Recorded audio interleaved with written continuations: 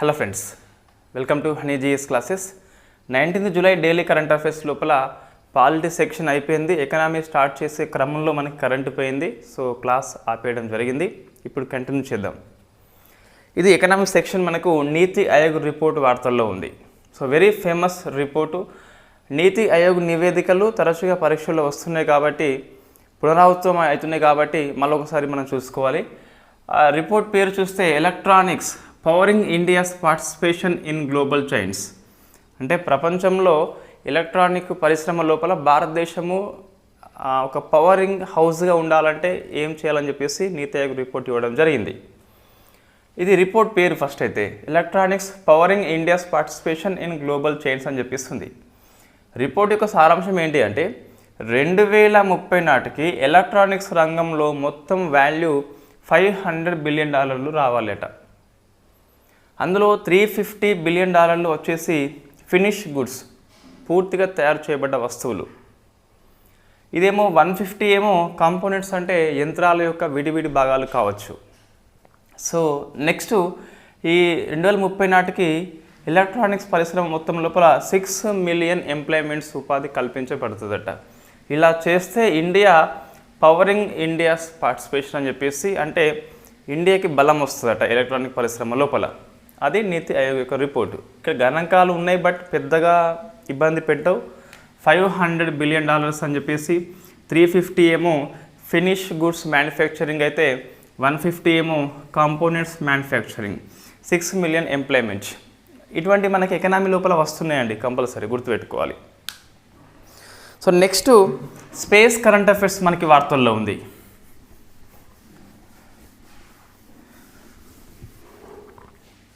So అందులో మనకి హైదరాబాద్ యొక్క అంతరిక్ష స్టార్టప్ సంస్థ ధృవ స్పేస్ వార్తల్లో వచ్చింది. సో ధృవ స్పేస్ ఇది హైదరాబాదు ఆధారంగా పనిచేసే ఒక అంతరిక్ష స్టార్టప్, స్పేస్ స్టార్టప్. ఇది ఇన్స్పేస్తో ఒప్పందం చేసుకుంది. సో ఇన్స్పేస్ ఏంటి మనకిది అంటే Indian national space promotional authorisation centre అని చెప్పేసి, ఈ భారతీయ అంతరిక్ష రంగంలో ప్రైవేట్ రంగము లేదా స్టార్టప్ యొక్క ప్రోత్సాహం కోసం అని చెప్పేసి ఇస్రో యొక్క విభాగమే ఇన్స్పేస్ అని చెప్పేసి పిలుస్తాం. ఇది ధృవ స్పేస్తో ఒప్పందం చేసుకుంది. ఎందుకోసం అంటే GSAAS కోసము. So ground station as a service అని చెప్పేసి పిలుస్తాం. ఏంటి గ్రౌండ్ స్టేషన్ అంటే, మనం ఉపగ్రహాలని కక్షలోకి ప్రవేశపెట్టినాక అవి సమాచారాన్ని అందిస్తాయి కదా. సమాచారాన్ని మనకి గ్రౌండ్ లెవెల్లో కొన్ని స్టేషన్స్ ఉంటాయి, సో అవి రిసీవ్ చేసుకుంటాయి. అంటే శాటిలైట్ కమ్యూనికేషన్ యొక్క వ్యవస్థ కోసం అని చెప్పేసి ఈ గ్రౌండ్ స్టేషన్స్ పనిచేస్తాయి. ఆ గ్రౌండ్ స్టేషన్స్ కోసం అని చెప్పేసి ఇస్రో యొక్క ఇన్స్పేస్ ఒక ప్రైవేట్ సంస్థతోని వెరీ ఫస్ట్ టైం ఒప్పందం, అది ధృవ అని చెప్పేసి పిలుస్తాం. మన వివిధ రంగం లోపల, ప్రైవేట్ రంగంలో స్పేస్ లోపల ఫస్ట్ కొన్ని వార్తల్లో ఉంటాయి. అటువంటి న్యూస్ కాబట్టి బాగా ఫోకస్ చేయాలి. ఉపగ్రహాల్ని కక్షలోకి ప్రవేశపెట్టిన తర్వాత సమాచారం యొక్క బదిలీ కోసం అని చెప్పేసి గ్రౌండ్ స్టేషన్స్ కొన్ని పనిచేస్తాయి. అటువంటి గ్రౌండ్ స్టేషన్స్ కోసం అని చెప్పేసి ధృవ స్పేసు సేవలు అందిస్తుంది. Ground station as a service అని చెప్పేసి అందుకే పిలుస్తున్నాం. కాబట్టి ఇది వెరీ ఫేమస్ అగ్రిమెంట్. ఇది గ్రూప్ 2 మెయిన్స్ ఏవైతే ఉన్నారో వాళ్ళు కంపల్సరీ దీన్ని గుర్తుపెట్టుకోవాలి. అంతరిక్ష రంగంలో ప్రైవేట్ రంగం పాత్ర అని చెప్పేసి. గ్రూప్ 1 మెయిన్స్ మనకి కూడా సిలబస్లో ఉంది కాబట్టి అంతరిక్ష రంగంలో విజయాలు అని చెప్పేసి, మనకి ప్రైవేట్ రంగ పాత్ర అని చెప్పేసి. ప్రైవేట్ రంగం మనకి 2 టైప్స్ క్వశ్చన్స్ వస్తాయండి ఈ పేపర్ 5 లోపల. అంతరిక్ష రంగంలో ప్రైవేట్ రంగ పాత్ర అంటే, ప్రైవేట్ రంగం అంతరిక్ష రంగానికి ఏం చేసింది. సెకండ్ క్వశ్చన్ ఏమొస్తుందంటే, ఈ అంతరిక్ష రంగంలో ఈ ప్రైవేట్ యొక్క పాత్ర ప్రోత్సాహం కోసం అని చెప్పేసి ఇండియా గవర్నమెంట్ ఏం చేసింది. సో అవి 2 కేటగిరీ మనం ఆన్సర్స్ రాసి పెట్టుకోవాలి. 100 ఎక్స్పెక్టెడ్ క్వశ్చన్స్ మనం గ్రూప్ 1 మెయిన్స్లో ఇస్తే ఏ ఒక్క ప్రశ్న ఎలా ఉందో అలా రాదు, కాన్సెప్ట్ మాత్రమే వస్తుంది. అది గుర్తుపెట్టుకోవాలి ఫస్ట్ అయితే. సో కొంతమంది 1000 క్వశ్చన్స్ క్వశ్చన్ బ్యాంక్ ఇవ్వచ్చు. 1000 క్వశ్చన్స్కి 1000 క్వశ్చన్స్ ఒక్కటి కూడా రాకపోవచ్చు. అది మనం ఫస్ట్ చూసుకోవాలి. గ్రూప్ 1 మెయిన్స్ యొక్క ఏది మెథడ్ అలా ఉంటుంది. కాన్సెప్ట్ రావచ్చు కానీ క్వశ్చన్ అయితే మనకు సేమ్ అయితే రాకపోవచ్చు. ఏదో కొన్నిసార్లు హిస్టరీ, పాలిటీ, కొద్ది వరకు జాగ్రఫీ లాంటి రావచ్చు. కానీ ఎకనామీ అయితే మనకి కంప్లీట్గా కరెంట్ ఏదైతే మనకు ఉంటుందో సో అదే ఎక్కువ వచ్చే అవకాశం కనిపిస్తుంది. నెక్స్ట్ వైపర్ అని చెప్పేసి మనకి వార్తల్లో ఉంది. సో వైపర్ ఇది మనము 2024 జనవరి నుంచి మే వరకు ఒక స్పేస్ రౌండప్ చేసినాం. మళ్ళీ జూన్ వరకు చేయాల్సిన అవసరం అంతగానం లేదు. సో జనవరి నుంచి మే వరకు ఉంది కదా, అందులో వైపర్ అని చెప్పేసి మనం డిస్కస్ చేసినాం. వాస్తవంగా 2024లో ఈ నాసా అనేది మూన్ మీదకి ప్రయోగించే ఒక రోవర్ అని చెప్పేసి పిలుస్తాం దీన్ని. సో ఇది వెలాటెలి ఇన్వెస్టిగేటింగ్ పోలార్ ఎక్స్ప్లోరేషన్ రోవర్ అని చెప్పేసి పిలుస్తాం. ఈ చంద్రుని యొక్క సౌత్ పోల్ ఏదైతే ఉందో సౌత్ పోల్ మీద ల్యాండ్ అయ్యి అక్కడ నీటి జాడ ఆవిష్కరణ కోసం అని చెప్పేసి ఒక రోవర్ని నాసా పంపించాల్సి ఉండే, బట్ అన్ఫార్చునేట్లీ రద్దు చేసుకుంది. ఎందుకోసం అంటే వాళ్ళు చెప్పిన కారణం ఒకటి, కాస్ట్ చాలా ఎక్కువ అవుతుందట. ఆల్మోస్ట్ $450 మిలియన్ ఇప్పటికే పూర్తయిపోయిందట. సో కాస్ట్ ఎక్కువ అవుతుంది. ఎందుకోసం అంటే ఇది 23లో ప్రయోగం చేయాల్సి ఉండే, బట్ వాయిదా పడింది. కారణాలు అనేకం. 24కి షెడ్యూల్ చేసినాం, మళ్ళీ వాయిదా పడింది. 25కి పోస్ట్పోన్ చేసిండ్రు. ఇదంతా వేస్ట్ అని చెప్పేసి సో ఇక్కడ చూస్తే మళ్ళా డిలే అవుతుంది. కాబట్టి సో దీన్ని రద్దు చేయడం మంచిదని చెప్పేసి నాసా వెరీ ఫస్ట్ టైం తన యొక్క హిస్టరీ మొత్తం మనం అబ్జర్వ్ చేస్తే ఏ ఒక్క మిషన్ని రద్దు చేసుకోలేదు. కొన్నిసార్లు ప్రయోగించి ఫెయిల్ కావచ్చు కానీ రద్దు చేసుకోలేదు. ఎందుకు రద్దు చేసుకుందంటే సో కాస్ట్ చాలా ఎక్కువ అవుతుంది. ఈ లాభం కంటే ఈ కాస్టే ఎక్కువ అవుతుంది. సెకండ్ది డిలే. సో అనవసర డిలే. 23, 24, 25 మన గ్రూప్ 2కి కొద్ది వరకు ఇది అప్లై చేసుకోవచ్చు అండి. 23లో గ్రూప్ 2 పడ్డది. 24లో ఎగ్జామ్ ఎంత 3 సార్లు పోస్ట్పోన్ అయింది. సో 24 డిసెంబర్ అని చెప్పేసి నిన్న వెబ్ నోట్ ఏమో వచ్చినట్టున్నది. సో డిసెంబర్లో ఎగ్జామ్ ఉంటుంది మళ్ళీ గ్రూప్ 2. సో ఇది పోస్టులు పెంచకుండా ఈ పోస్ట్పోన్ వల్ల పెద్దగా ఉపయోగం అయితే ఉండదండి. ఏం ఉపయోగం ఉంటుంది? సో ఎప్పుడు రాసిన గ్రూప్ 2 ఇంకా దాన్ని పట్టుకొని ఉంటే మిగతా అవకాశాలన్నీ చాలా వరకు కోల్పోయి ఉంటారు చాలామంది కూడా. సో డిఎస్సి గ్రూప్ 2 వాళ్ళు కారణం ఏంటి అంటే రెండు దగ్గర ఉన్నాయని చెప్పేసి, అరే ఫస్ట్ షెడ్యూల్ చేసింది గ్రూప్ 2 కాబట్టి గ్రూప్ 2 కండక్ట్ చేసి డిఎస్సి పోస్ట్పోన్ చేయాల్సి ఉండే. ఇది నా ఒపీనియన్ అండి. అది మీకు ఇంకోటి ఉండొచ్చు, నాతోని డిఫరెన్స్ మీకు చేయవచ్చు, బట్ దాడి చేయవద్దు, అది గుర్తుపెట్టుకోవాలి. సో నెక్స్ట్ చూస్తే వాస్తవంగా ఇంకా ఈ గ్రూప్ 1 వాళ్ళకి ఇది గ్రూప్ 2 పెద్ద ఉపయోగకరంగా ఉన్నది. ఎందుకంటే అక్టోబర్లో లాస్ట్ వీక్లో గ్రూప్ 1 రాసుకొని ఇంకొక 1.5 months 2 months గ్రూప్ 2 మీద వాళ్ళు ఫోకస్ చేయవచ్చు. సో కాంపిటీషన్ పెరిగిపోయింది పోస్ట్పోన్ వల్ల, లేదా తగ్గవచ్చు కూడా. ఈ డీలే అంత ఏందని చెప్పేసి ఇదంతా ఎగ్జామ్ ఎందుకని చెప్పేసి వాళ్ళు కొంతమంది గ్రూప్ 1 వైపు మళ్ళీ ఒకసారి రావచ్చు, చెప్పలేం. అది depend on the individual situation. So మొత్తం మీద ఈ 100 days మిషన్ని రద్దు చేసుకోవడం జరిగింది. నెక్స్ట్ ఐఎన్ఎస్ తబర్ అని చెప్పేసి వార్తల్లో ఉంది.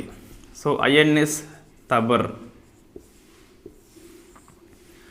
ఇది జర్మనీలోని హంబర్గ్ అని చెప్పేసి ఒక ప్రదేశం ఉన్నది, దాన్ని చేరుకుందట. మనకు పిఐబి న్యూస్లో వచ్చింది. ఇది తల్వర్ క్లాస్ యొక్క ఒక ఫ్రిగేట్, ఒక యుద్ధ నౌక అని చెప్పేసి పిలుస్తున్నాం. మొన్న ఐఎన్ఎస్ టెగ్ అని చెప్పేసి వార్తల్లో ఉండే, అది కూడా తల్వరి క్లాస్. సో ఐఎన్ఎస్ టెగ్ అనేది ఏంటి అంటే ఈ ఓమన్ తీరంలో ఒక ఆయిల్ ట్యాంకర్ బోల్తా పడితే 8 మంది ఇండియన్స్ని, ఒక శ్రీలంకని రక్షించిన యుద్ధ నౌక అని చెప్పేసి పిలుస్తాం. ఐఎన్ఎస్ తబర్ ఏమో జర్మనీ పోయింది కాబట్టి మనకి వార్తల్లో వచ్చింది. ఇవి రెండు పిఐబి న్యూసే, రెండు తల్వరి క్లాసే. నెక్స్ట్ చూస్తే సైన్స్ అండ్ టెక్నాలజీ అదర్స్ కిందికి వస్తుంది. ఎయిడ్స్ వ్యాధి నుంచి కోలుకున్న 7వ వ్యక్తిగా జర్మనీ వ్యక్తి రికార్డు సృష్టించాడు. సో వ్యక్తి పేరు తను బయటకి చెప్పుకోలేదు కాబట్టి ఏ పేపర్ వల్ల ఇవ్వలేదు, బయటకి తనే చెప్పుకోలేదు, ప్రైవేట్గా ఉంచుకున్నాడు కాబట్టి. సో మనకి పేరు లేదు కాబట్టి ప్రశ్న దాదాపు రాకపోవచ్చు, బట్ కంట్రీ పేరు మనం గుర్తుపెట్టుకోవాలి. స్టెమ్ సెల్ ట్రాన్స్ప్లాంట్ ద్వారా ఇటువంటిది సాధ్యమైంది. ఇంతకుముందు మనకి ఫస్ట్ వ్యక్తి ఎవరంటే బ్రౌన్ కదా. సో ఈ బ్రౌన్ కూడా ఇన్ఫ్యాక్ట్ ఈ స్టెమ్ సెల్ థెరపీ ద్వారానే ఎయిడ్స్ రోగం పూర్తి నయం చేసుకున్న వ్యక్తి అని చెప్పేసి మనం చెప్పొచ్చు. సో ఎవరు? బ్రౌన్ అని చెప్పేసి పిలుస్తాం. నెక్స్ట్ మనకి ఒక 3 పర్యావరణ అంశాలు వార్తల్లో ఉన్నాయి. అందులో 3 కూడా 2 అయితే వెరీ ఫేమస్ అండి. సో అందులో ఫస్ట్ చూస్తే యుఎన్ వాటర్ కన్వెన్షన్. ఇది 1992లో మనము ఇక్కడ అంటే ఫిన్లాండ్లో ఉన్న హెల్సింకి లోపల ఒప్పందం చేసుకున్నాము. సో ఫిన్లాండ్లో ఉన్న హెల్సింకి ఇది 1996లో అమల్లోకి వచ్చింది. ఈ ఒప్పందం అనేది లీగల్లీ బైండింగ్ అండి. దీని మీద సంతకం చేస్తే, ఒప్పందాన్ని ఆమోదిస్తే సరిహద్దు జలాల్ని సరిహద్దు కంట్రీస్తోని షేర్ చేసుకోవాలి. సో అందుకోసం అని చెప్పేసి వాటర్ ఒప్పందం అని చెప్పేసి వచ్చింది, నీటి ఒప్పందం అని చెప్పేసి పిలుస్తాం. సరిహద్దు దేశాలు ఏవైతే ఉంటాయో సరిహద్దు జలాల్ని సమానంగా ఎవరికి అవసరం ఉన్నప్పుడు వాళ్ళు షేర్ చేసుకోవాలి, ఎటువంటి విభేదాలు ఉండొద్దు అని చెప్పేసి. ఫర్ ఎగ్జాంపుల్ మనకి best example UN water convention మీద ఇండియా సంతకం చేసిందా? చేయలేదు. అయినప్పటికీ ఈ సింధు జలాల ఒప్పందం అని చెప్పేసి ఇండియా పాక్ మధ్య ఉంది కదా, అది ఒక రకంగా దీనిలాగానే ఉంటుంది. ఇండియా సంతకం చేయకపోయినా కూడా సరిహద్దు దేశం పాకిస్తాన్ కాబట్టి మనకు ఒప్పందం చేసుకుంది. రైట్, ఇది మీరు ఆన్సర్ చేయండి. సింధు జలాల మీద సో పాకిస్తాన్కి ఏమి పోయినాయి, ఇండియాకి ఏమి వచ్చినాయి మనం డిస్కస్ చేసినాము. కోడ్ రూపంలో ఎలా గుర్తుపెట్టుకోవాలని చెప్పేసి అందులో మన BRS పార్టీ కూడా వస్తుంది. సో ఇక్కడ చూస్తే ఇది ఎవరు, ఐవర్ డి కోస్ట్, ఒక ఆఫ్రికా కంట్రీ. ఇన్ఫ్యాక్ట్ దీని మీద సంతకం చేసింది లేదా ఆమోదించింది. ఆఫ్రికా లోపల 10th కంట్రీ. ఓవరాల్గా చూస్తే 53వ కంట్రీ అట. ఇది UNO ఒప్పందం అండి. మన ఇండియా కాకపోయినా కంపల్సరీ గుర్తుపెట్టుకోవాలి. మీరు తరచుగా అబ్జర్వ్ చేస్తున్నారు, ఒక కంట్రీ కనుక ఒక అంతర్జాతీయ ఒప్పందం లోపల సంతకం చేసినట్లయితే లేదా ఆమోదించినట్లయితే ప్రశ్న వస్తుంది, మనం దేన్ని మిస్ చేయట్లేదు. కొన్ని పేపర్లు రాని కూడా మనం దీన్ని అబ్జర్వ్ చేస్తూ చెప్తున్నాం. అంటే అప్పుడప్పుడు సైట్స్ మనం ఓపెన్ చేస్తుండాలి. ISA కానీ, ఈ నాసా ఆర్టిమిస్ కానీ, CDRI కానీ, ఇవి మనకు ఫ్రీక్వెంట్గా వార్తల్లో ఉంటున్నాయి. కాబట్టి సో దీంట్లో కొన్ని కంట్రీస్ చేరినప్పుడు మన పేపర్ వాళ్ళు ఫోకస్ చేయట్లేదు, మనం ఫోకస్ చేయాలి compulsory. So 53rd country and Ivory Coast అని చెప్పేసి ఇది 10th కంట్రీ ఆఫ్రికా అని చెప్పేసి పిలుస్తాం. సంతకం చేయడం జరిగింది కాబట్టి మనకి వార్తల్లో అయితే వచ్చింది. సో నెక్స్ట్ చూస్తే ఇంకోటి dual tower solar thermal plant అని చెప్పేసి. సో డ్యూయల్ టవర్, 2 టవర్స్ ఉంటాయి 200 మీటర్స్ ఎత్తులో. వీటికి 30,000 అద్దాలు ఉంటాయి. ఇది సూర్యశక్తిని ఇన్ఫ్యాక్ట్ ఒడిసిపట్టి థర్మల్ని జనరేట్ చేస్తుంది. అదే మనకు dual tower solar thermal plant అని చెప్పేసి పిలుస్తాం. ప్రపంచంలో డ్యూయల్ టవర్ కలిగిన ఫస్ట్ ప్లాంట్ అట ఇది. సో చైనా ఆవిష్కరణ కాబట్టి, ప్రపంచంలో ఫస్ట్ది కాబట్టి సోలార్ అనే పదం మనకి అట్రాక్ట్ చేస్తుంది కాబట్టి గుర్తుపెట్టుకోవాలి. 200 మీటర్స్ పొడవైన టవర్స్ ఉంటాయి, 30,000 అద్దాలు ఉంటాయి. 90% సూర్యుని యొక్క శక్తిని ఇవి అదింపడతాయట. సో ఇది థర్మల్ జనరేట్ కోసం అని చెప్పేసి పనిచేస్తుంది. చైనా అని చెప్పేసి కంట్రీ పేరు గుర్తుపెట్టుకోవాలి. ఆ ప్లేస్ మనకి ఎక్కడని చెప్పేసి దొరకలేదు, ఏవో ప్రావిన్స్ మొత్తం రాష్ట్రం ఉంటుంది. సో ఆ రాష్ట్రం పేరు మనకి నోట్ చేసుకోవాలి కంపల్సరీ. తర్వాత ఒక మొక్క మనకి వార్తల్లో ఉంది, అది ప్లోగా కాంతస్ అని చెప్పేసి ఈ జాతి అండి. సో ప్లోగా కాంతస్ జాతి పేరు. ఈ మొక్క ఆవిష్కరణ కాబట్టి కొత్త మొక్కలు జంతువుల ఆవిష్కరణ చేసినప్పుడు మనం శాస్త్రవేత్తల పేరు పెడతాం. ఈసారి సుధాంశు శేఖర్ అని చెప్పేసి పెట్టాం. సో ప్లోగా కాంతస్ సుధాంశు శేఖరి అని చెప్పేసి ఇది అరుణాచల్ ప్రదేశ్ రాష్ట్రం లోపల ఇటానగర్ వన్యప్రాణుల అభయారణ్యం లోపల ఆవిష్కరణ చేయడం జరిగింది. సో మనకి మొక్కల శాస్త్రవేత్త సుధాంశు శేఖర్ అని చెప్పేసి ఆయన పేరు పెట్టడం జరిగింది కాబట్టి మనకి వార్తల్లో కనిపిస్తుంది.